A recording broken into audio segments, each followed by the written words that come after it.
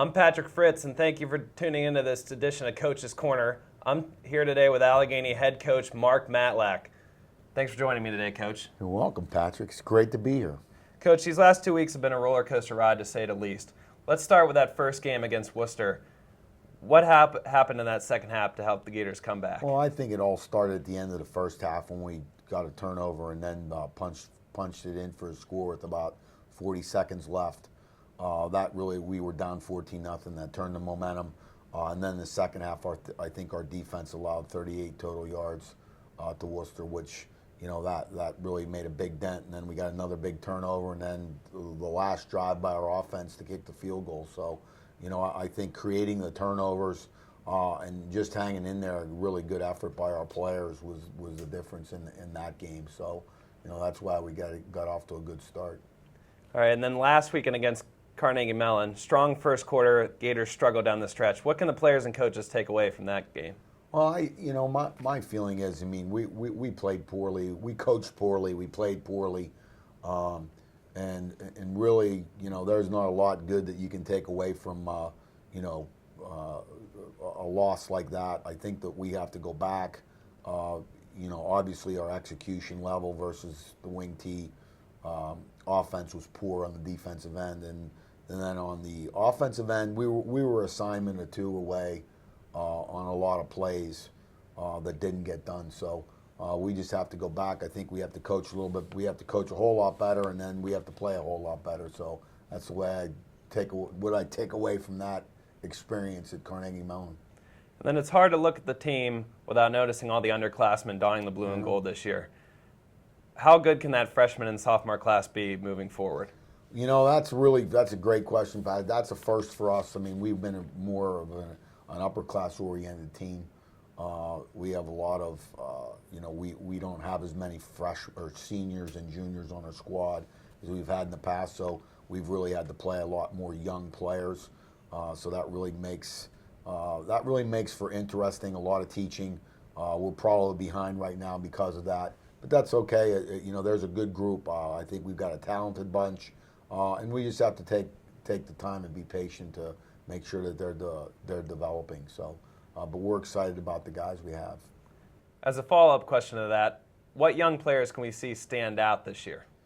Well, we have a really good young class. I think the two that come to mind are Tyler Smith, our running back wide receiver. I think he's been excellent all through fall camp in the first two games. Really has a poise about him and really been productive. And then a freshman safety, Bubba Beaton, from Cooper City, Florida, has been a pleasant surprise. So, I look forward to seeing Bubba playing some more on the defensive end. And those two guys really come out. I'm sure there's some others, but those two come to mind right now. And on the defensive side, anchors by captains John Douglas and Rudy DiStefano. What will be the mantra for the defense this year? Well, I think it always goes back. It always goes back to keeping the ball inside of in front of us and creating some turnovers. And as you can see, the first game we did. The second game we didn't.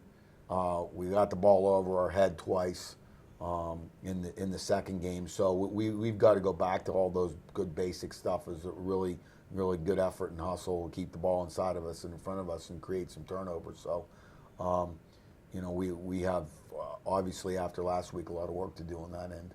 And then on the offensive side, a diverse attack with widely talented players. What can Gator fans expect out of the offense this year? I think right now that's been a slow process. We've lost our quarterback, our starting quarterback, our first, we named him the starter, and then 2 days later he gets injured, and he was out 2 weeks. Our scrimmage and in our first game, and Mike Person did a great job backing him up. And though we struggled on offense against Worcester too, so we really have. I think we have a bunch of talented young players, probably more talent than we had a year ago. But we're lagging behind on the execution level and decision-making process. And I am pleased with the offensive line with Coach Achenbaugh and Coach Jones double teaming those guys. You can see some progress, but we're young there too. We have most of the guys are freshmen that are backing it up. Most of the guys are sophomores or juniors. We have a couple seniors sprinkled in. So we have a lot of work to do on that end, and we'll just keep hacking at it. After losing an outstanding punter in Andrew DeYoung and a kicker in Ryan Ziff, how will you fill those holes on special teams? Well, this year I think Ryan Stroth has done an excellent job of filling in for DeYoung, and been really pleased with that part of it. I don't think, at this point, watching us, we're going to fill, watching us practice and play. Ryan Mong hit that field goal, which was outstanding. I don't know if we're going to replace Ziff this year, but we're trying to do, the best we can on that end, and that's again the kicking part of it's a work in progress. And then talk a little bit about the new coaching staff. Rob Winger at defensive coordinator, Alex Bresner, Aaron Chapman, new assistant coaches, and then the return of Coach Ken Achenbaugh. Right. I think on the defensive end, Mike Asherba was here 7 or 8 years, so we had a lot of continuity on defense. No matter what you do, that all changes. Coach Wanger was with us a year ago, and he's back. He knows what we're doing, but it's still, everybody has their own personality with things, so that's certainly a work in progress. We also lost our defensive line coach, Alex Bresner, Eric Wolf, and now we brought Alex Bresner in. So Alex is new, and he's trying to learn the system and the kinks and all that good stuff. And on the offensive end, having Coach Achenbaugh back's been outstanding. I think we've been able to get after our offensive line in a good way. And then having Coach Chapman as the new running backs coach, there's always a learning curve with anytime you're bringing young interns in. There's a learning curve. So it's been an unusual, add all the coaching changes, plus, all the young players. It's been an unusual year for Coach Matlak, in the football program. So we're working through that, and it's certainly a work in progress. And then finally, big matchup against Wabash on the 22nd. Sure. For the Gators to win, what has to happen? Well, it's always exciting to play Little Giants. Football, as we know out there, is extremely important, and the Little Giants environment is absolutely fantastic. Small college experience for our team. I think at this point, though, Patrick, we have to worry about ourselves. We're just in a situation. We're young and inexperienced in a lot of areas. We have to learn how to play and give ourselves the best chance to win, and then we have to improve our execution level.